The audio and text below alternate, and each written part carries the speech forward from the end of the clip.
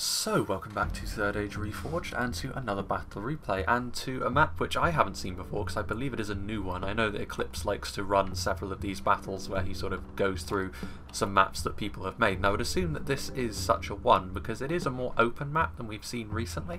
However, there is a lot more in terms of interest that's going on here than there would be on a standard field battle. There's a lot more terrain features, there's these rather large sinkholes that are all throughout the map.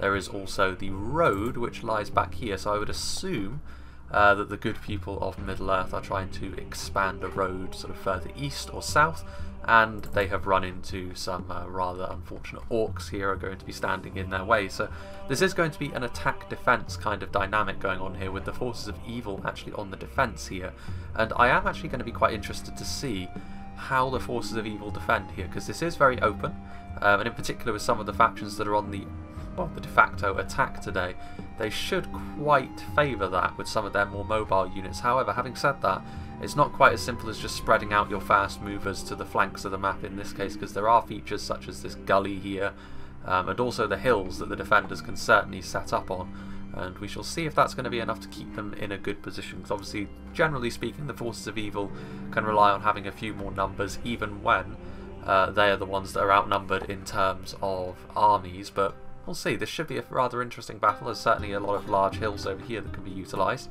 But we shall go through the attacking armies first of all, as is customary. And we'll start off with Eclipse, who sent me this battle replay, so big thank you to him. I'm always eager to show off people's work with regards to some of the maps that people have made as well, because obviously it just gives people a little bit of recognition for the effort and time that they have put in. So he's got some Eastmark Spearmen. We saw Rohan not too long ago, unfortunately for them, fail to take Merlon from Khand and Rune. But this is the kind of attack where they should feel a little bit more at home because there's a little bit more space to work with, and they're slightly lower armour values in comparison to their other Western Kingdoms of men they'll be fighting alongside. Shouldn't be as much of an issue. Having said that, it will still be a problem if they get bottled up, which, you know, there are still opportunities for the defenders to try and do that. Eastmark Spearmen, as I've said before, in terms of militia spears, are actually worse than most other offerings from other factions. Even something like the Greenway Garrison Spears, who are in terms of melee prowess one of the worst units in the game of infantry, their numbers still make up a lot of that, whereas the Eastmark Spearmen have fewer numbers than a standard militia spear, but they do have the ability to throw javelins as well, which in some ways makes them better, but you know, they do sacrifice, of course, that a little bit of extra melee rigidity for that. They're very cheap, and the javelins do look very appealing on paper. It doesn't actually work out that way a lot of the time. I do think the Eastmark Spearmen, you know, what you pay, you pay for what you get, basically. You know, a cheap unit like this, they're not going to work miracles for you. They can be very efficient, but you do need to be quite careful with how you use them. Eastmark Axemen, so of course being on the attack means that they're going to have a little bit less in terms of money to work with, so instead of going for some of the more expensive units of infantry, they've gone for the most basic unit of line infantry that Rohan can field in the Eastmark Axemen. They have the same sort of armour as the Eastmark Spears in front of them, but they are capable of looking after themselves in melee at the very least, and the axes do mean they are capable of dishing out a surprising amount of attack for a unit which is, technically speaking, as poor as they are. We do have some higher tier units of infantry in the Westmark Marshals, so shock infantry obviously going to be quite useful against some of the more heavily armoured defenders. There's also the Rhudaur Axemen. We saw both of these units of shock infantry in a couple of battles ago when Rohan were on the attack of Merlon, and they were very useful. They can do a lot of damage quite quickly, but of course, especially in the Rhudaur Axemen's case, they are quite fragile both at range and in melee if they're unsupported. Rhudaur Skirmishers, so this is a very useful unit on an open field like this, because obviously Javelin Cavalry combined with melee cavalry means you can really hunt and destroy enemy cavalry units that are around. But also, even if the enemy don't come after you with their cavalry, they are still javelins at the end of the day, and javelins that are much more effective than the Eastmark Spearmen that are on foot. When it comes to hand-thrown projectiles, the Shield Mains with their very high base damage axe throwers, and the Medicel Guard with their much higher quality javelins than other units in the Rohirrim army, are going to be the cream of the crop. They're going to be able to deal a lot of damage, and one of the main reasons Rohan can be so dangerous in these kinds of situations. Certainly the Shield Mains are probably Rohan's best tool for sort of breaking a stalemate where the enemy has sort of walled themselves up into a corner, and there's some Rhudaur Spearmen over here as well, which as far as spears goes are significantly stronger than the Eastmark Spears. They're still not exactly show-stopping units by any means. Then the nearest ally to Eclipse is going to be Inarius, who's going to be playing as Arthedain. So Arthedain, much more of an all-rounder than Rohan. They still have a very strong cavalry force, but their infantry is certainly more durable, and you could say more well-rounded as well. They may not have the same sort of armor-piercing options that Rohan do in melee, but certainly in every other regard, Arthedain's infantry is a little bit more well-rounded. Evendim spearmen are very cheap, so of course they often get brought, because as far as militia spear goes, in stark contrast to the Eastmark spears, they're one of the better units of human militia spears in melee. We also have some Arthedain men-at-arms combined with some Arthedain pikemen. The pikemen have an armour upgrade, whereas the men-at-arms do not. But this is a relatively durable front line, obviously much more focused around keeping themselves alive than the damage that Rohan often tried to deal out. We've got some Numinous Gate Guards in the middle as well, which buff nearby morale, and are of course just a stronger pike unit all around than the standard pikeman offering that Arthedain have. We have some dismounted Fornost Arraign Knights as well, which as far as Human Swordmaster goes are one of the better units that you can bring. I would still rate the Perithil Champions above them because of the ability to cause fear, but Human Swordmasters are in a bit of a weird spot. I think most people think they're kind of not worth it, and in several cases I would agree, but I actually do rate the dismounted Fornost Arraign Knights quite highly because I've had some success with them in the past. You just need to be careful. Like, they are a specialised unit, as in real life a two-handed unit like this would be a specialised infantry unit as well, so you've got to use them carefully certainly, but obviously one of the more damage dealing units in the Arthedain roster in comparison to the phalanx in front. Warns of the North, armour piercing arrows, fantastic in melee as well. Arthedain marksmen covered by some Evendim spearmen at the back. We have some dismounted Knights of Numinous here in the middle, which is not the General's bodyguard, but again really good to have in the middle of your army because of how durable they are. The third attacking army, we have Dollar Elf, who's playing as another Rohan army, so we'll go through this one slightly quicker, I think. Shield Mains of Rohan, obviously, again, very high damage for them. Medicel Guard, also going in a little bit more for some of the heavier infantry Rohan have available to them. Helms, Hammers, really strong armour-piercing bodyguard unit. We have a lot of Rhudaur Axemen and some Westmark Marshals, so again, Rohan really leaning heavily into the AP. Two of the defending factions are also sort of very much focused on their armour as well.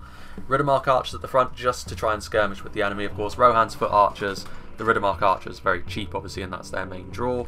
The Helmingars are significantly better, but it doesn't look as though Dollar Elf or Eclipse has brought them. Civilians over here, and also some Horse Archers, the Red Shields of Erkenbrand, who are higher end Horse Archers combined with melee cavalry. Again, a good all-purpose unit for a battle like this. Certainly makes it more difficult for the defenders to sally out in this case. We have Mr. Sneakman, who's going to be playing as Gondor. He's got some Peneth Galen cavalry, who have the armour upgrade as well, so they've got their pauldrons. Some of them have also got some breastplates going on as well. Good unit of Lancers, honestly. Like, Gondor's cavalry is certainly not up to the same level as Dol Amros or Rohan's, their closest allies, but they can at least field some cavalry if they need to, and the Peneth Galen cavalry can look after itself reasonably well. It's tough, as most Gondorian units are with their armour and their shields. And while they're not designed to be in melee with other cavalry, at the very least, if it's not a really strong unit of melee cavalry, they should be able to cycle out quickly enough that they don't take horrendous damage as long as you're paying attention. But yeah, a decent unit of Lancers for Gondor. We have some Vanguard of King Elisar, a very strong unit of swordsmen, of course. Again, this is more the purview of Dol Amroth, these heavy swordsmen, but it's certainly a good unit, the Vanguard of King Elisar. But Gondor, they are more focused around their spears, of course, so standard Gondor spearmen without the armour upgrade. Citadel Guard, of course, very, very strong with the armour piercing in tow. We have some Marksmen of Caer Andros, again, very, very strong heavy archers, which also become makeshift heavy swordsmen in melee. Very nice multi-purpose unit, which I very much rate. Guards of Osgiliath, you don't actually often see the Guards of Osgiliath brought in this kind of number. People usually pay a little bit more to get the Fountain Guard. But I appreciate seeing the Guards of Osgiliath. The Pikes in particular should be quite useful against the Isengard defenders. Axemen of Lasarnak without the armour upgrade. You don't see this very often either. One of the main things the Axemen of Lasarnak have in their favour over shock infantry of a similar kind to themselves, such as the Rhudaur Axemen actually, is that because you can upgrade their armour twice, they become substantially tougher to kill, which is one of the main problems with heavy Axemen in general. Not upgrading their armour though does leave them much more vulnerable, especially to arrow fire. And then some fully upgraded Gondor infantry as well, just for that little bit of extra solidity in the Gondorian ranks. And then finally, the only Elven faction which is on display today, we have Blindness, or Viewingness as he's called here, playing as Lothlorien. So again, Lothlorien, certainly to my mind, are the strongest arch faction in the game at the moment. Very, very dominant from long range. Kindred of Celeborn with their split shot should be very useful. Some Spears of the Wood, which for an Elven unit are relatively cheap, but of course, you know, lighter armour in general, but if you can get them into melee, they can certainly look after themselves. We have some Lorenan Swordmasters, so Elven Swordmasters, of course, expensive, but generally speaking, Elven units are of higher quality as well. I would argue that Elven Swordmasters kind of come into the same sort of issues as human Swordmasters to an extent. They're certainly stronger in melee, and they can, you know, in that regard, they are actually worthwhile. But the problem is their lower numbers means that they can very easily be focused down. So you do need to be very careful with Elven Swordmasters as well as human ones, I think. Some Elder Council, some Lorinand Spearmen back here, another unit of Elder Council, and then a full line of Lorinand Axemen as well.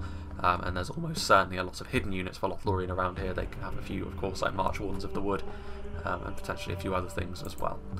Now we shall move on to the defenders, starting off with the Viper action, playing as the first of the Isengard forces. Some Uruk-hai archers, which are very necessary. If you're on the defence, you cannot afford to let the attackers have the ranged advantage, otherwise you're either just going to sit there and get shot, or you're going to be forced off your defensive position, which of course means then the attackers can envelop you, and you wouldn't stand a chance, so you need to contest that.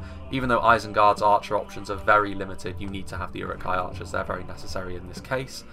And hopefully later on, when the enemy gets a little bit closer, you can then use your defensive positions to cover your crossbows and allow them to do a lot of the heavy lifting for you. Uruk-hai crossbows very effective, of course. Half-Orc Baneguard, the AP should be useful against certainly Gondor and Arthedain, to a lesser extent Rohan and Lothlorien. We have some Uruk-hai pikemen, which again are going to be very important. I didn't see the Caras-Galadhon's Guardians from Lothlorien. Rohan don't have access to pikes, but Arthedain and Gondor brought pikes in abundance, so it's not as if the Uruk-hai pikemen will have that theatre of warfare especially sewn up. Half-Orc Spearguard, which appear to have the armour upgrade as well, I think. Some of them have got the Uruk-hai bits and pieces of armour on them. It's kind of hard to tell when it comes to their armour upgrade, to be honest with you. Uruk-hai infantry back here as well, obviously a very nice unit of line infantry, which should be more than sufficient to at least contest a front-line fight, even if they won't win, especially against the elves. Uruk-hai infantry back here as well, some Nazkai right at the back, and then at the top of the hill, the body piercing of the Lurtz hunting pack could be absolutely vital for their chances going further forward in the fight. And also some champions of the White Hand further forward, ready to sally out. But that's going to be difficult, honestly, especially with two Rohan armies on the field. Bringing cavalry is always going to be a little bit dicey, and there's some trolls to the White Hand there as well. A very condensed force of Rhudaur, played by BMK Overlord of the Dark Cloud. So Rhudaur Swordsmen, Witch Realm Enslavers, which of course their AP is going to be useful again for the same reasons. Rhudaur's Javelins and Axe Throwers are going to be absolutely vital here, especially seeing as Rohan are on the attack, and they certainly have some decent options in those areas as well. Not quite as extensive as Rhudaur's, but it's certainly still something that they're going to need to take into account here, the defenders. Essenmoor's Troll Hunters are going to be one of those units. Rhudaur Clansmen with the armour upgrade, so the chainmail and just slightly thicker plates on them. More Rhudaur Swordsmen. Definitely some pikes in there as well. The Franodyne Pikemen, very, very useful. Franodyne Berserkers as well, more Axe Throwers. We've got some Franodyne Nobles with the armour upgrade. You don't actually see their armour upgrade all that much. I think I actually do prefer the unupgraded model. I just like Rhudaur's sort of the brown and sort of like the individual plates that they have. It looks obviously rather low quality armour, but the aesthetic is quite nice. But the Franodyne Noble upgrade obviously does make them substantially tougher, and that is their main problem. Like, they're very good knights, like they're very damaging off the charge as any knight is. Armour piercing in melee is also very useful. But they do run into a few issues when it comes to their melee defense and their armour, which makes them a little bit more fragile than other units of knights. And yeah, it's kind of difficult to see individual units in there, but there might be Ferodrim Javelins in there as well. It's kind of hard to tell. Rhudaur have got quite a few units that can hide, like Trollshore Axe Throwers and other such units as well, for Franodyne Rangers. And finally, the vengeful one playing as Isengard, also Uruk-hai Pikemen, Uruk-hai Crossmen. I saw the Isengard Ballista here, and with the gully in the way as well, could be difficult, but I can't help but feel as though the red team are a little bit spread out. They could the blue team could individually search and destroy each army, but we shall see. Uruk-hai Crossmen, Guards of Orthanc, very tough, heavily armoured spearmen, very tough to break down when they're sat in the middle of an Isengard army. Uruk-hai Archers and Uruk-hai Crossmen, some Trolls of the White Hand, some Uruk-hai Infantry back here, Baneguard as well, another unit of Champions of the White Hand. Even for Rohan, the Champions of the White Hand and the Isengard Wargs in general can be a little bit of a concern, but with stuff like Riddermark Skirmishers and Javelins and Axe Throwers, they shouldn't feel the need to worry too much about the Isengard Wargs being used overly aggressively. Warg Riders here, some Nazkai, some Pikemen, and finally some more infantry and some Berserkers as well. So again, armour piercing, multiple HP, not necessarily the best in terms of defence, maybe a little bit wasted on Rohan, but certainly not on Arthedain. But without further ado, let's begin. Let's see if the forces from the west can continue to build their road through hostile terrain. I would imagine this is in the Enedwaith region as well. I mean, Rhudaur and Isengard aren't a million miles away from one another, so it makes a certain amount of sense that they've teamed up here. So there we can see Rhudaur Axemen revealing themselves Blackwalled, so Rhudaur have got a massive amount of AP in their roster, which again, Certainly will be useful against the Gondorians and the Arthedain players here, but again, less so against Lothlorien and Rohan. AP is still useful against Lothlorien and Rohan, don't get me wrong, but the focus is a little bit different. Like, it's not going to be as effective as it would be against Gondor and Arthedain.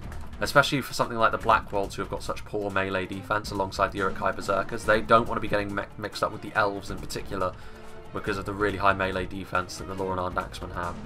Red Shields of Erkenbrand sweeping forwards, covering the advance of the rest of the armies. Well, I say that Dollar Elf's army hasn't actually started moving just yet, but the cavalry of Eclipse 2500 also moving through this section of the map which has the sinkholes, which kind of suggests that this may not be the best place to actually build a road, but what do I know, I'm not a construction man.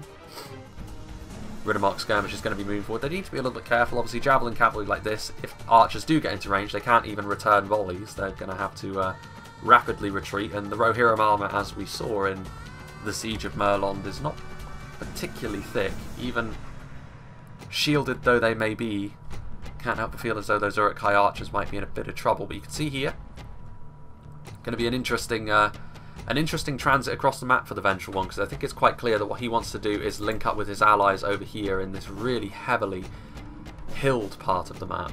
The problem with doing that, though, is that immediately Eclipse is going to advance forward, and they're really going to... This could be the key to success for the attackers here. If they can get into the Vengeful One's army quickly and stop him from retreating across the map, two armies most certainly is not going to be enough to withstand the onslaught that's coming their way. And that's honestly, like, Rhudaur is kind of thinking only of themselves here. Like, I can't help but feel as though, in particular, the Arthedain nobles or something needed to be sent across here to help the Vengeful One. Or do I say that? The Rhudaur skirmishers are getting awfully close to these pikes. The Vengeful One also needs to be paying attention here. You can see there the Rhudaur skirmishers firing point blank. Maybe getting a little bit greedy though, because they're now going to get slightly caught by the trolls and the guards of Orthanc, which is going to leave them scurrying for the hills. They need to run away, actually.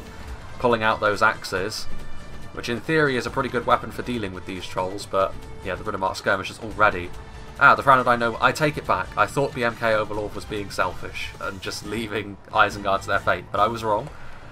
The Rhudaur Knights are coming over here to help cover the retreat of Isengard, and again, this is a bit of a dilemma for the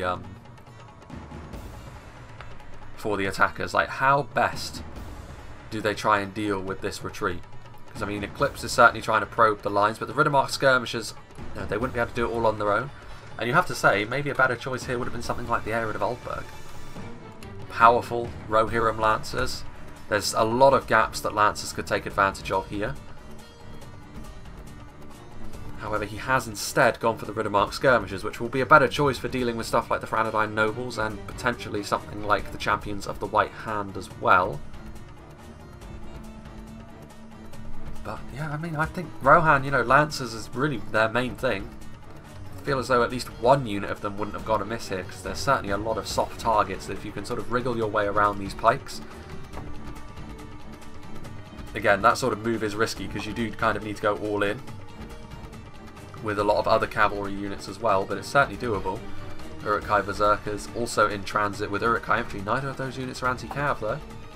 Could be another good opportunity for the Rhudaur skirmishers here.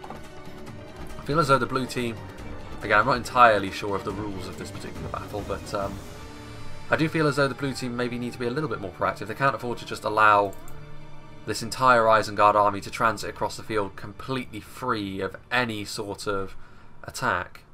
Because if they do, you know, this hill over here is going to be very difficult to take, especially with an Isengard ballista positioned at the top of it.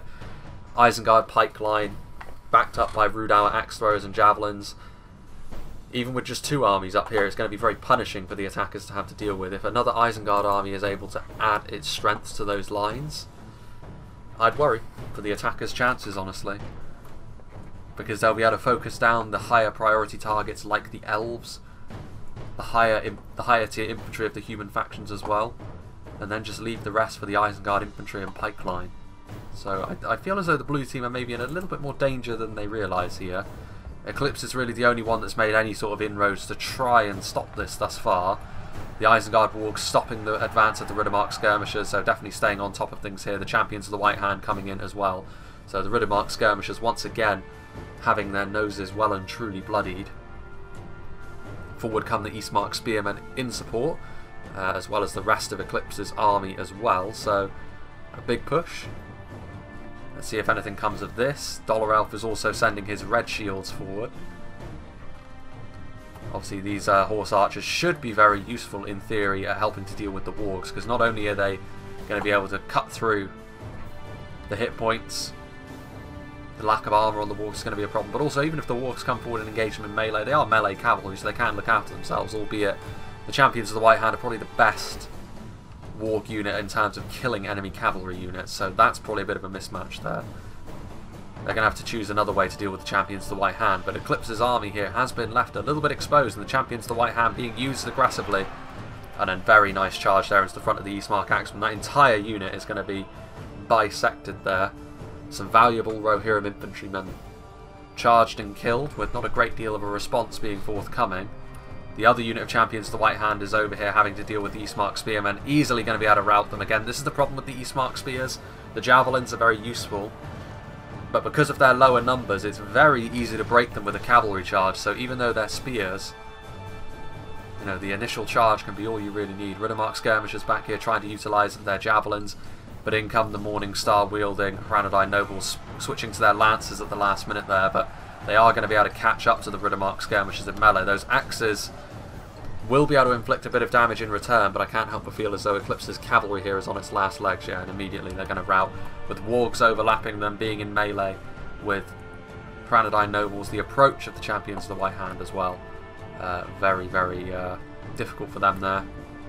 The other Rhudaur skirmishers also being pursued by the wargs. They're going to be backed up once again by the Arthedain nobles. I think this has been a good, good play so far from the red team. There may have been rules put in place, because I can't believe that the Gondorians, the Lothlorien player, and Dollar Elf's main army here, also Arthedain to a certain extent, I can't imagine they would have been so slow to react to the situation as it was happening. As is, though, I mean, this is going to turn into much more of sort of an open field siege, as it were, because this is a massive hill that the attackers are going to have to try and climb now. We shall see if they are going to be able to do so. Warg Riders still running around out here. Champions of the White Hand still going to be a real thorn in the side of the attackers as they advance forward, and maybe they're feeling quite confident now with the Rhudaur skirmishers gone. The fact that there isn't really a great deal of Rohirric cavalry on the field, maybe they feel emboldened by this. I think perhaps they should, to be honest with you. The wargs, the champions of the White Hand, they're going to come forward once again. Red shields are going to try and shoot in. There's a lot of damage they're taking on the approach now. They are unshielded at the end of the day. As soon as those hit points are gone, it's a real problem. But again, this sort of horde-like advance that they're going for does mean that the champions of the White Hand are able to charge into the Westmark Marshals and do a lot of damage to them. Albeit this might cost the champions of the White Hand their place on the battlefield, because they're now going to be overwhelmed by Pinnith Galen cavalry, red shields, and now that the charge bonus has worn off, the Westmark Marshals themselves very capable of dishing out a lot of punishment in melee to any unit, especially a well-armoured one like the champions of the White Hand. Warg Riders also routing very quickly. How quickly the tables can turn in a cavalry engagement. So Isengard there getting it maybe a little bit too big for their boots, seeing the damage and inconvenience they'd already inflicted. Arthedain Rangers there and Troll Slayers. Unsurprising to see Rangers on the attack, which could obviously be a saving grace. Like, even though this hill position is very intimidating, the defenders have bunched up into a big ball essentially, and Rangers will be ideal for punishing them for that decision. What have we here? Wargs continuing to be hounded by the Pinnith Galen cavalry. So yeah, that goes some way to making up for the slow and plodding nature of the advance so far from the blue team. But Eclipse is still the one taking quite a lot of damage over here. The other unit of champions of the White Hand is here, as well as the Arthedain nobles. And again, like Eclipse, he's got some Rhudaur spears over here. They're going to try and advance forward. They'll be a little bit more of a problem than the Eastmark spearmen were. And they are going to be able to actually catch up to the champions of the White Hand in melee. So maybe they can pull off a few more of these Nazkai riders from their warg mounts. As they leave once again. Going to be able to cycle out. Trying to zone out this cavalry as he advances the main body of his army forward. Again, easier said than done, because Eclipse's army was... Again, there was only a few units of lower end spears, and his cavalry, which I think was meant to be the thing which screened his advance, unfortunately for him, was very well dealt with by the red team. You can see the Arthedain Noble's going to try and go right round the back once again. Champions of the White Hand going to climb up this hill, force the red shields from Dolorel's Rohan army into retreating. How much damage these arrows are actually going to do to a unit that's as tough as the Champions of the White Hand is unknown. The lack of a shield can be a problem, but only once their hit points are gone, and the Champions of the White Hand still have a huge amount of armour. In come the Penith Galen Cavalry, which, I mean, to be fair, the Penith Galen Cavalry aren't going to be too useful for taking the top of the hill, but you want to be charging into the wargs if you're going to choose an engagement with them. You don't want to be plodding around on top of this hill, allowing the Champions of the White Hand to charge into you, because that's exactly the sort of fight the Champions of the White Hand will want. And it's still going to be useful to take away the fast-moving options of the attackers here for the defenders. There's pikemen here. Is Viper actually going to charge right into the pikes? I think he might. Nope, he's going to avoid them. He was paying attention after all. What have we here? Arthedain Nobles moving forward. Their armour upgrade is probably going to help them a little bit. The Marksmen of Caer Andros, though, wide open to a charge. And that's a good target to go after, because obviously the attackers are going to want to use their ranged strengths to their advantage. Not only that, the Marksmen of Caer Andros can certainly look after themselves in melee, so a good all-purpose unit there, but that is going to cost the Arthedain Nobles. Once again, they've charged. Well, actually, I think they did rout. Looked like they were going to escape for a while there, but in the end, no. The Red Shield's doing their job as melee cavalry, and the impending doom of the Gondorian infantry was on the horizon as well. Meanwhile, you can see over here Rhudaur archers on the front line getting charged by the Champions of White Hand, being sent out without any sort of infantry support. They were really just asking to be charged, to be honest with you, and that's yet more of a ranged presence that the attackers are going to be losing, which is going to be vital here for the defenders. In terms of archers, Rhudaur and Isengard aren't up to much, to be honest with you. The Arthedain Rangers really Arthedain Rangers and Lurtz Hunting Pack, the body piercing options for both sides, really the only standouts. Whereas the attackers have got several factions, especially Lothlorien, of course, but Arthedain as well, and Gondor, have got very, very accomplished archer lines. So if they can take away some of the numbers of the archers on the attack here, it gives them much more of impetus to dig in and allow then later on the crossbows and the hand-thrown projectiles from Rhudaur to do a lot of the heavy lifting. Champions of the White Hand once again charging into Westmark Marshals. This may very well be the end of them though. The Westmark Marshals will be able to do a lot of damage in melee, and also getting surrounded by the Penith Galen Cavalry as they are. Yep, they're going to rout off, so may very well be the end of that particular cav force. What's going on over here? The Red Shields are going to just chase the Arthedain Nobles off. They're not going to come back with only 4 men left in the unit. So I think that's pretty much it for the cavalry skirmishing phase. Mixed fortunes for both sides, I would certainly say. The Penith Galen Cavalry is still very much operational as well, but I don't really know how useful they're going to be. I mean, this is a very nice position that the defenders have taken up, technically speaking. But how do the attackers choose to approach this? I think they're going to need to utilise their archers first and foremost, try and wear down the defenders, because if they charge in everything all at once, it could work, but it does open them up to units like the crossbows, to the Lurtz Hunting Pack, to the Ballista as well, which is firing already. And while I'm usually a proponent of big aggression from the attackers when they vastly outnumber the defenders, in this case I'm personally not so sure. Because if you send forward everything all at once, your quality units will be focused down by crossbows, javelins and axe throwers, and then the Isengard infantry and Rhudaur infantry with their superior position will easily be able to hold back the rest. So I think the attackers need to be a little bit more savvy, unless the defenders have left big gaps in their defences which can be overcome. But I kind of doubt that. I mean, look at that, that's a sheer incline. I don't think that's traversable, to be honest with you, which puts the Ballista in a fantastic position again. A very daunting sight indeed for the attackers, but it looks like Arthedain are going to move forward first, and they're going to move forward with pikes first. Again, it would probably be best to lead the way with men-at-arms, but sometimes these things kind of get lost in translation when you're moving forward. Even with the breastplate armour upgrade, archers are easily going to be able to inflict some damage here on the pikemen. Arthedain Rangers it is as well, so Rhudaur did bring their Rangers, certainly the standout from their unit. They disappear as soon as I get up there to have a good look at them. Snaga skirmishers as well. There they go again. Again, that Rhudaur aesthetic with the sort of the brown leathers and then the individual metal plates. There's definitely a very jury-rigged feel to their armour overall, which I do like, honestly. Eastmark spearmen moving forward, trying to get some javelin men in position. Low quality javelin men, but they'll still be hoping that they can do a job. Uruk-hai crossmen are here. I'm actually surprised the Arthedain Rangers are choosing to shoot the Eastmark spearmen. They don't offer too much of a threat in my opinion, but we shall see. What have we got going on over here? The Red Shield's trying to make something happen, but they're wavering already. I mean, the Snaga are wide open here. Lothlorien blindness still just sort of hanging out. I mean, to be honest with you, you can see here Kindred of Celeborn actually able to get up onto this high ground. This is actually a magnificent position for the Elven Archers to take up. Getting up and around here. The rest of any other Elven Archers that he has at his disposal should be getting ready to do the same sort of thing. Because the main thing the defenders have in their favour here is they can sit on their high ground and bombard the enemy as they come forward, but can turn the tables a little bit here, the Elves. The Elves, however, also need to move forward with their infantry.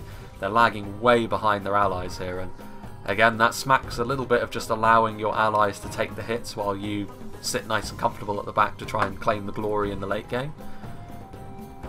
I don't condone such behaviour normally, and I won't here either, but I'm going to give blindness the benefit of the doubt and assume that he's just sort of waiting for a good opportunity to move forward and reinforce. As it is, Rhudaur Archers taking some losses from the crossbow. Actually, no, it's not the units in behind them there. The Arthedain Men-at-Arms and the Arthedain Pikemen taking losses at the hands of the crossbowman. Dim Spearmen moving forward. Eastmark Axemen doing the same. Eastmark Spearmen also. I mean, most of Eclipse's army is up here now, but I mean the Isengard Ballista is right there, so there's plenty of good targets to go after at this point. Plenty of densely packed targets as well, although they may be hoping that they can just get in behind. Isengard Ballista trying to cut down again on the attacking archer strength, however, and instead choosing to go after the Arthedain marksman. Eclipse doing the right thing by trying to get as much of his army as possible into a position where it's difficult to hit them. Eastmark Spearmen moving forwards. Undoubtedly trying to utilise their javies. Several of them not really hitting the marks, however. Oh dear, and this is going to change Eclipse's outlook on the current situation pretty drastically, I think. Because the ballista can still hit him, which is going to force him into action here. Not that I care, not that I mind too much about that, because honestly, like, bunching up a bunch of units at the foot of a wall always felt like kind of a weird thing to behold to me, so I think it's kind of interesting that Eclipse is having to abandon that plan completely and move forward, because he's taking massive losses already. Meanwhile, Mr. Sneakman is moving forward. Blindness is still just sort of hanging out. Rhudaur Archers heading up on top of the hill as well to help out the Kindred of Celeborn. This is definitely the best place to attack from though. Wider field so that you can use more of your numbers to move in and engage. Better position for archer support, so it does surprise me a little bit that Gondor and Lothlorien are not being a little bit more aggressive, to be honest with you. Arthedain pikemen and civilians colliding with the Rhudaur defensive line, a combination of those upgraded Rhudaur clansmen, the Rhudaur swordsmen in there as well, free of the spear malice that the clansmen have. The pikes are going to be an issue for Rhudaur without any pikes of their own on the front line here, but to be honest with you, the uphill nature of this fight for Arthedain is still going to make it a punishing climb, to say the least. Eclipse having to completely reposition his army after taking those hits from the Isengard Ballista. They're going to be taking ranged fire all the while as well. Uruk-hai crossmen, however, also taking some volleys from the Arthedain marksmen that were sent up here by Inarius. Trying to kill off as many of those crossbows as they could. And Vengeful One, he can't really afford to just sort of sit here all nice and comfortable. He needs to be a little bit more proactive than just allowing those units to attack. Westmark Marshals being committed. I think Eclipse is just committing these units to help Arthedain more out of necessity to get them out of the view of those ranged units. I saw some axe throwers there. Trollstraw axe throwers throwing their payloads in as well. So this is going to be a very bloody fight on this front line. You can see there the Arthedain pikemen in conjunction with the AP that Rhudaur is offering. Or Rohan, I should say. Rhudaur, Rohan, and Rune. That shouldn't be a tongue twister, but somehow it is. Meanwhile, Arthedain Men-at-Arms and Illuminous Gate Guards moving in. I feel as though the defenders may be getting a little bit too complacent, just allowing these Rhudaur forces to hold the front line on their own. They won't be able to do that for long, and to be honest with you, there's not a great position here for the defenders to actually utilise their ranged units, because the Rhudaur front line is actually blocking the vast majority of this damage from coming in. Now there is still the small matter of the Isengard Ballista having a good shot in over here against Eclipse's units. But I can't help but feel as though there's a bit of a miscalculation on the part of the defenders. It's about time actually we went down to half speed. So there you can see arrows coming in from further down the hill. From the marksman of Caer Andros, the Kindred of Celeborn up on the high ground. So Gondor certainly taking point over here. I can't help but feel as though adding some elven quality in here from Lothlorien would make this a far better proposition than it is at the moment. Some Rohirrim units from Doloralth also moving forward, Riddermark Axemen and Axemen of Lasarnak. So axes all around, which are the right kind of unit to be going after something like Uruk-hai infantry with, I must say. But again, they are very open to missile fire. But again, I feel as though the relative positions here, like the way that they've sort of held onto the lip of the hill here, means that the angle for the defending skirmishers is actually not very good. And so the terrain might actually be working more in favour of the attackers here, which would be a monumental misjudgment from the defenders and would honestly mean that they wouldn't stand a chance going forward in this battle. But we shall see. Spears of the Wood, so some elven units are joining the fray now. May only be the most basic of the elven units Lothlorien have brought, but if they bring down the hammer in the late game, I feel as though that could be a real problem for them to have to deal with. Uruk-hai pikemen, you can see here, Rhudaur axemen moving in as well, some routing civilians. The Isengard Ballista has certainly had a big part to play so far, as evidenced by the fact that most of the more fragile Rohirrim units are looking like routing on this front line. The Rhudaur axemen holding from the front, what's left of the Rhudaur swordsmen also doing the same. Arthedain forces moving forward to try and reinforce. It was looking pretty dicey actually for a little while there for the defenders, but maybe not so much anymore. Axe to axe combat between the Riddermark axemen and the Rhudaur axemen. We shall see what direction that fight goes in. Dismounted Fornost Knights trudging their way forwards as well. Not a particularly happy hunting ground for the attackers this so far, but like I said, over here they should be able to make their presence felt, and they are doing so. Gondor infantry joining the front line. Both levels of armour upgrade, they're going to be quite difficult to get rid of.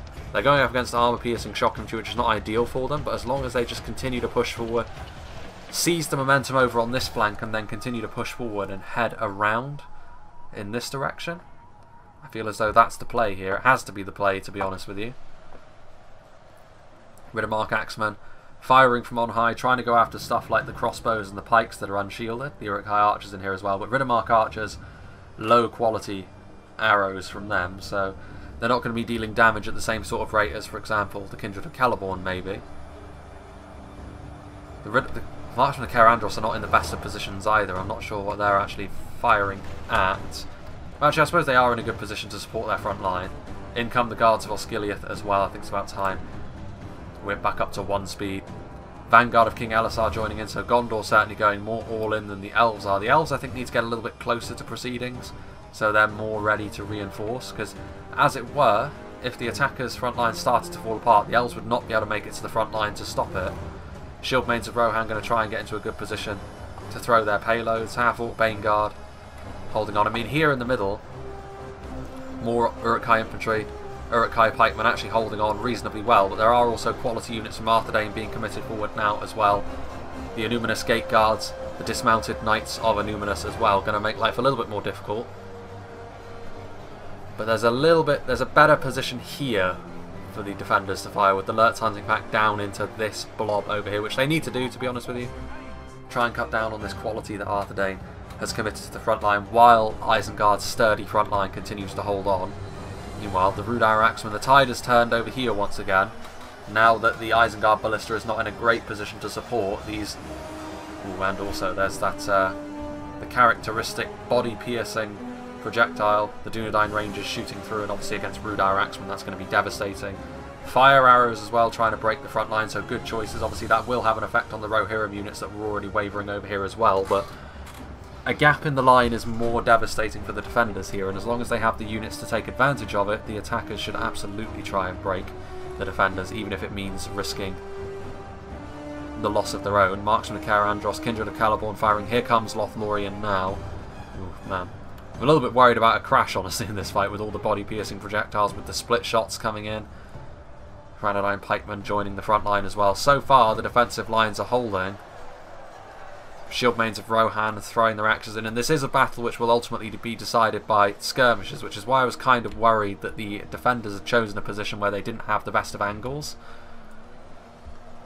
They chose a position which was better for their infantry to hold on to, but I feel as though this battle was always going to be decided by the Isengard crossbows and the Rhudaur axe throwers and javelins. As it is, I don't think the defenders gave their units the best of positions to actually fire from. Vanguard of King Elisar pushing around the sides. You can see the trolls are on the front line in conjunction with the Blackwold, which is going to be difficult for Gondor to deal with, to be honest with you, but the quickly approaching elven infantry should be able to fill a hole. Pinnithgale and cavalry have got a gap that they can move through as well, so Mr. Sneakman going to be trying to use his lancers to get in here. There's also Lert's hunting pack over here, which will be a very nice unit to charge into indeed, if for no other reason than to try and cut down on their manpower, but getting a little bit... Ooh, dear oh dear. The Isengard Ballista, however, taking up a fantastic position, and where Gondor looked like they were going to break through, they're now getting bombarded, and Isengard reinforcements are on the way. The Gondorian Lancers trying to fight their way through, but they're going to get caught on Nazkai, which means they're not going to last very long, to be honest with you. And the Lert's hunting pack, if they don't get charged directly, as they didn't, can look after themselves in melee all too easily. It's been a while since we've seen the Isengard Ballista perform this well, to be honest with you, since it was toned back for 0.97, but this is an ideal position for it. Defeat is a distinct possibility for both sides, apparently, which is a rather interesting position to be in. I suppose if you're an infantryman on the front line here, whichever side ends up winning, you lose, because you're almost certainly going to perish. Over here, meanwhile, Arthedain trying to push through. Trollshaw axe throwers plugging the gap with Uruk-hai crossmen, which is a bad sign, honestly, for the defenders, because it means they're having to throw units in against genuine infantry units to try and hold the line. And this bloody fight, I think, is going to reach its conclusion relatively soon. I think we're going to start to see a victor one way or the other, whether the attack starts to burn out or whether the defence starts to buckle. More routing from the Riddermark Axemen, which is another bad sign. Helm's hammers moving forward. Defeat seems certain on the front line over here. Westmark Marshal's defeat seems certain. Those ballista volleys, honestly, may very well have been the thing which tilted this fight in favour of the defenders, I'm not sure. Blackwolds, it's kind of hard to tell in a battle that's as quick and chaotic as this how it's developing, to be honest with you, but the fact that the front line is still largely in the same shape that it was at the start speaks well of how the defenders have managed to maintain it, because I was worried about that. Back come the Gondor infantry to try and keep the attack going, but the pikes are still in position, even with that high ground which these archers have managed to get into. Cairn Amroth Rangers as well, so body-piercing projectiles, elven body-piercing projectiles should be having an impact sooner rather than later, but maybe not quite to the explosive capacity that the Isengard Ballista has had an impact. The Lert's hunting pack has also had its fair share of kills so far. A fresh unit of Half-Orc Baneguard being committed over here, but they're just going to be hit by the Dunedain Rangers as well. Arthedain Berserkers going to be throwing their axes in and then trying to plug this gap, because there's a lot of infantry over here, albeit none of it's particularly high quality. Evandin, the Medicel Guard, are sat in here, which is probably the standout, but Arthedain Berserkers will certainly make a difference. Riddermark Spearmen coming back, Warns of the North coming back. Again, this battle will start to tilt one way or the other very soon, I think, and honestly I think the defenders, just looking at it from afar, look in a good position, but I've seen battles turn around very quickly. If the defending line starts to crumble in one place, it could be devastating for them. And again, it's going to be units like the Cairn Amroth Rangers, the Medicel Guard, the Shield Maidens that are going to make the difference for the attacks if they do go on to win, and they're kind of difficult to keep track of. Elder Council getting into position. Can they be stopped by the Uruk-hai crossbowmen from firing? Elven Javelins could be absolutely vital in trying to turn this fight around. I'm not sure. It's difficult to get nice camera angles when you're on a slant like this. Meanwhile, there's a lot of trees as well getting in the way. Nazkai still fighting very nicely on the front line against Lothlorien Axemen that are honestly completely outnumbered. There's some Citadel Guard coming in to try and help out now. Dunedain Troll Slayers over here with their Javies. Marksmen of Cairn still doing their best to try and make a difference. These elves over here in the middle actually going to be victorious. The Spearmen, the Kindred of Celeborn. This could be the gap they've been waiting for, but do they have enough men left, the attackers, to actually take advantage of this gap and flood in? They've got some sword masters further down the hill, which I suppose could move forward. I mean, it could be now that we're starting to see the defenders' manpower run too dry for them to try and hold on to these front lines for much longer.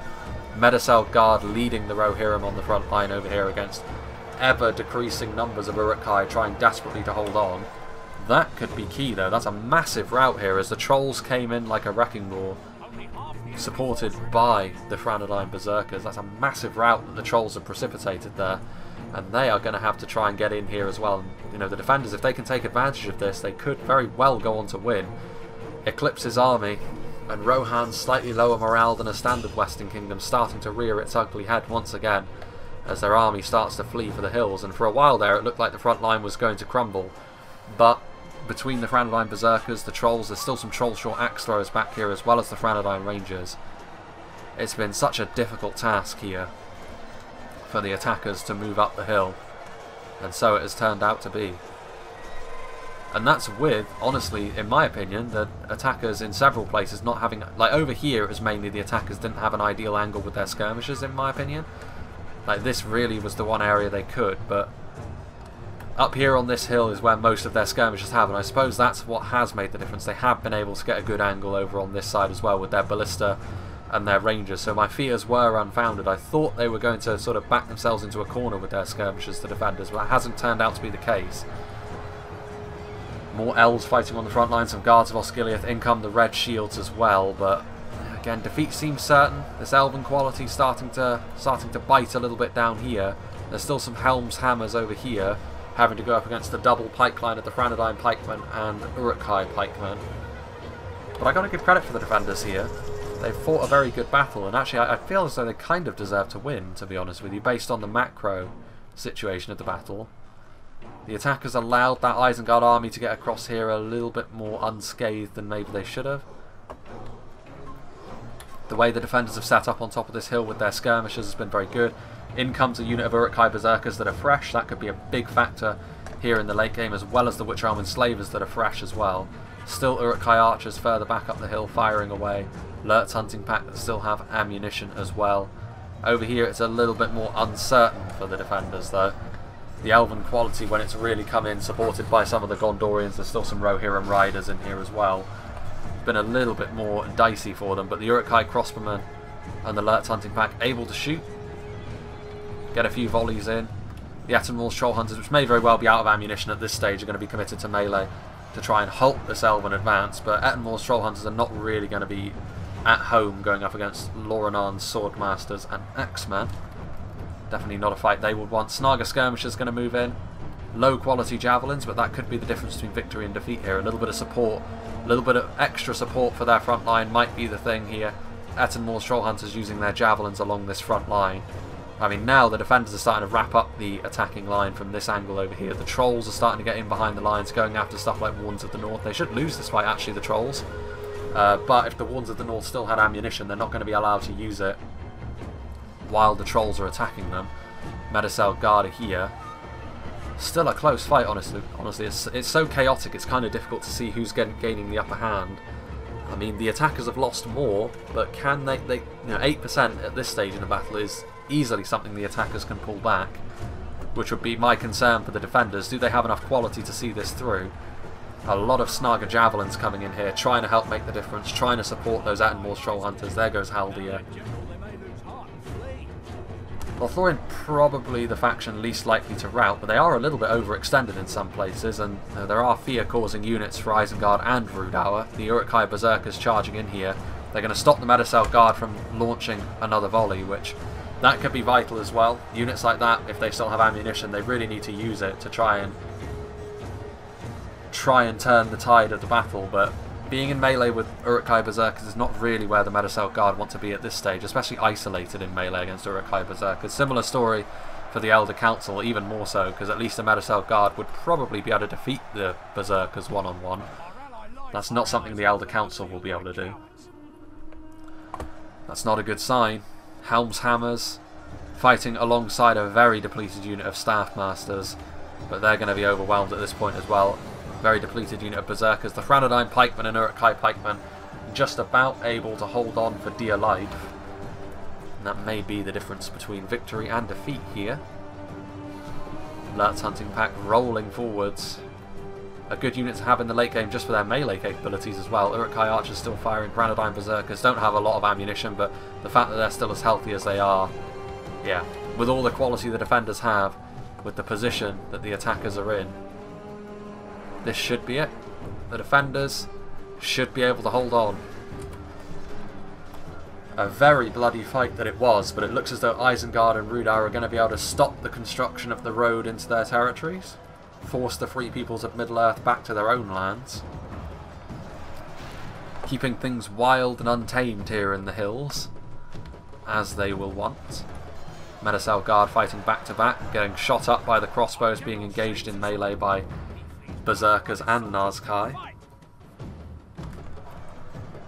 Rohan's army now fleeing from the battlefield.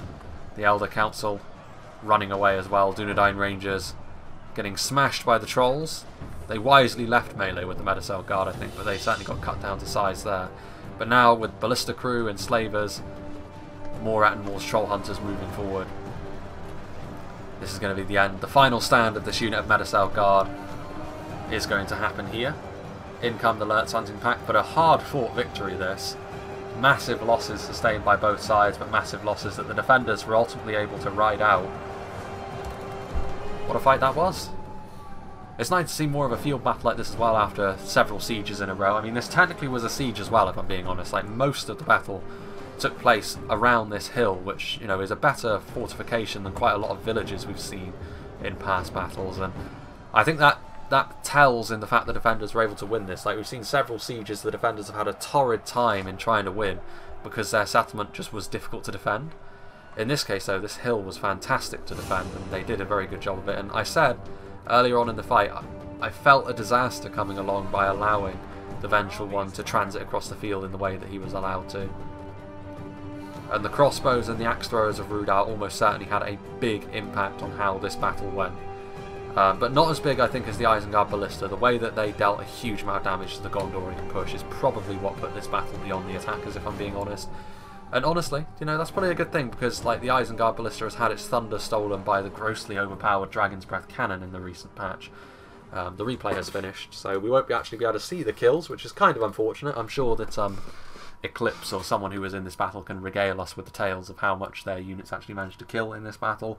But I would imagine Isengard Ballista probably didn't actually get as many kills as some other units, but it managed to get some decisive blows and also managed to rout a lot of people. Like, over here it was able to deal an absolute ton of morale damage as well as physical damage to Eclipse's army as he tried to push up the hill with Rohan, and then it turned its attention over here. And in the end, my concerns about the position of the front line were unfounded, because I did worry, like, if you're on the very lip of a hill and you've positioned your infantry at the top, obviously your infantry is going to have a really good uphill advantage, but it's going to make life more difficult for the archers and javelins and stuff in behind to hit them, and that's what I was worried about initially. But thanks to the fact they did have this higher position up here with rangers able to shoot along, as well as the Isengard Ballista and standard archers, and axe throwers don't necessarily need, axe throwers and javelins, to be fair, aren't subject to those angles quite as much because they can throw over the heads of their own infantry units a little bit more easily. But also the crossbows. In the end, my concerns there were unfounded. It is something to try and look out for if you're like defending a position like this and you're trying to utilise a hill to your advantage. If your main weapon is going to be your ranged units, which often it may very well be, then you do need to take these things into account. But in the end, obviously, my concerns there were unfounded. The attackers, again, the Vengeful One allowing him to get across maybe a little bit too easily for my liking. There may very well have been rules in place for that. But yeah, I feel as though that was a massive massive thing in this battle, because obviously the Isengard Ballista was in his army to begin with. But also I feel like when they were attacking, like I said, I feel as though it is admirable that they were pushed forward with everything they had immediately, but I feel as though in this sort of situation I would have urged a little bit more caution, like maybe going for like more of an elongated skirmish. When you've got Arthedain and Gondor in your army in particular, you can afford to skirmish for a long period of time and try and wear the enemy down. Like, it's not the most thrilling thing to watch, but I feel as though that would have been the play here, especially against some of the more lightly armoured Rhudaur units. Try and put the defenders into an awkward spot by having to use at least their archer ammunition early. And then, of course, later on you can commit some of Lothlorien's higher damage skirmishers, maybe keep some rangers in the back pocket from Arthedain as well, to start putting even more pressure on their front line. Whereas charging in as they did, I feel as though that played into the hands, especially of the Isengard Ballista, the Uruk-hai crossbows, and the javelins and axe throwers from Rhudaur. And the front line, Isengard with their pikes and their heavily armoured infantry, that is something that they can do very well, holding on. They won't necessarily outperform a lot of units in terms of kills, but they can certainly hold.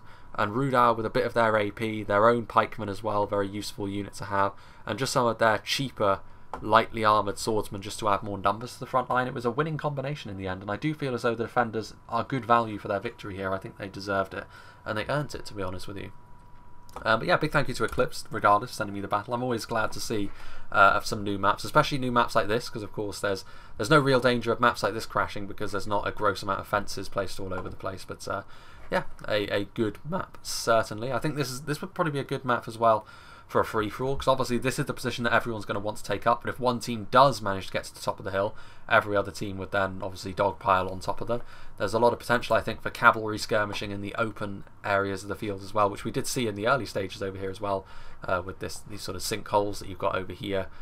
We never actually got to see the road itself in action. Obviously, if you're on a road, your units actually do move more quickly, but obviously that's really just here for flavour, I think, more than anything else in this particular battle. I don't know who built this map. It might have been Steward of Dale, but I know that he has made maps recently, but I don't want to give him credit for someone else's work if it wasn't actually him that made it. But I'm sure that someone in the comments can enlighten us as well with who actually made this map, as well as the kills of all the various armies as well. So yeah, big thanks to all the players involved, because it was a good quality match. It's interesting to see new maps utilised in such a fashion. Neat to see Evil on the defence again as well. We've seen quite a lot of that lately.